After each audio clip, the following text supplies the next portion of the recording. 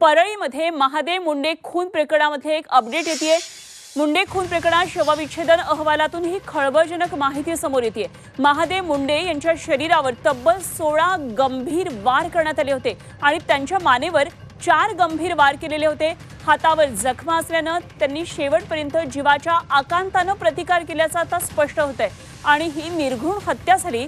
दुसऱ्या दिवशी त्यांच्या मृतदेहाचं शवविच्छेदन करण्यात आलं तेव्हा मृतदेहावर रक्ताने माखलेले बनियान, शर्ट आणि चेहऱ्यावर गंभीर जखमा होत्या। 20 महिने उलटून सुद्धा आरोपी निष्पन्न न झाल्याने त्यांच्या पत्नी ज्ञानेश्वरी मुंडे यांनी न्यायासाठी आत्महत्येचा प्रयत्न सुद्धा केल्याने आता हे प्रकरण अधिक गंभीर झालेलं आहे। तर महादेव मुंडे यांच्या मृत्यू प्रकरणामध्ये एक खळबळजनक माहिती पुढे येते। आपण ग्राफिक्सवर हे मुद्दे पाहूया। महादेव मुंडेंच्या शरीरावर एकूण तब्बल 16 वार झालेले आढळून आलेले। महादेव मुंडेंचा गळा कापण्यात आलेला, अत्यंत निर्घृणपणे ही हत्या करण्यात आली। मानेवर उजव्या बाजूला 4 वार आहेत, ते तोंड ते कानापर्यंत एक खोल वार आहे। श्वसन नलिका कापलेली आहे, रक्तवाहिन्या तुटलेल्या आहेत।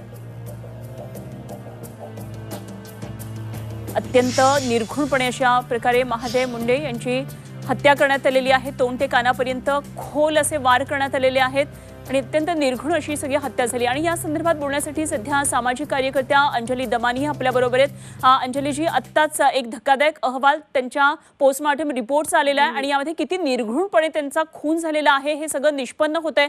मात्र अजूनही आरोपी संदर्भात पुढे माहिती आलेली नाहीये। त्यांची बायको यासाठी झगडा करते, न्यायाची मागणी करते, मात्र पुढे काही हालचाली होताना दिसत नाहीयेत। आताच मी तो पीएम रिपोर्टच वाचतेय, डोकं सुन्न झालं, परत एकदा सुन्न झालं। जसं संतोष देशमुखांच्या वेळेस सुन्न झालं होतं ते सगळी पिक्चर्स बघून, तसंच सुन्न आता पुन्हा झालंय। 16 वार, त्याच्यात त्यांची श्वान नलिका कापली आहे, उजव्या डाव्या हातावर वार आहे, तोंडापासून कानावर वार आहे आणि सगळ्या रक्तवाहिन्या तुटल्यात। म्हणजे किती किती माणसं ही निर्दयी, किती क्रूर असू शकतात, यांना काय बोलावं, ही माणसं असूच शकत नाही। म्हणजे इतक्या काय बोलणार याला, वाईट म्हणजे अतिशय वाईट पद्धतीने मारले आणि ती बिचारी अजून त्याची बायको न्यायासाठी लढतीये आणि अजून काही होत नाहीये। म्हणजे आपण काय कुठे चाललोय, कुठच्या दिशेने आपल्या महाराष्ट्राला नेतोय खरंच कळत नाहीये। मला कुठेतरी असं वाटतं हे थांबलं पाहिजे आणि त्याच्यासाठी आपण अशांना ताबडतोब पोलिसांनी खरं अटक करून आत टाकायला पाहिजे होतं। पण राजकारण राजकारण राजकारण सगळीकडे नडतंय, ते आपल्याला बघवत नाही। हे सगळं वाचून मला सकाळी म्हणजे डोकं सुन्न झालं माझं। अगदी अंजलीजी, जसं आपण संतोष देशमुख हत्या प्रकरणामध्ये पुढे होऊन सगळं करत होतात आणि आपण या संदर्भात बरंच हे सगळं प्रकरण धसास लावण्यासाठी सुद्धा सहाय्य करत होतात, आता या प्रकरणामध्ये आपली काय नेमकी भूमिका असणार? तुम्ही पुढे आणखी या संदर्भात काही तपशीलवार माहिती घेऊन पुढे जाणार आहात का? नाही, ज्ञानेश्वरी मुंडेंना मी आजच्या आज परत फोन करून त्यांना पूर्णपणे मला जेवढी होईल माझी पूर्ण ताकद लावून मदत करणार आहे। कारण प्रत्येक गोष्टीत मला असं वाटतं की लोकांनी आक्रोश केल्याशिवाय, जनता रस्त्यावर आल्याशिवाय या सरकारला ऐकूच येत नाहीये। आता आपल्याला परत एकदा तो लढा देऊन त्या ज्ञानेश्वरी मुंडेंना न्याय मिळवून द्यावा लागेल असंच दिसतंय। खरंय, धन्यवाद अंजलीजी, आपण बोललात, जी 24 तास बरोबर आपली प्रतिक्रिया दिली त्याबद्दल। अंजली दमानी आपल्या बरोबर होते।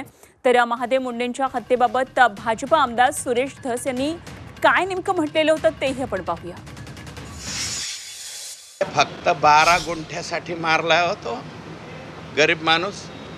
महादेव मुंडे आता पुढे येत आहे ना, आणि त्याच्यामध्ये गोट्या गीते, अजून एक राजू फड, ह्या वाल्मिक कराडचा धाकटा मुलगा, ह्या सगळ्यांची नावं जी आहे ती नावं बाळा बांगर कधी एकेकाळी रोज ह्या आकाबरोबर असणारा माणूस आहे। त्यांनी मीडियाच्या समोर स्टेटमेंट केलंय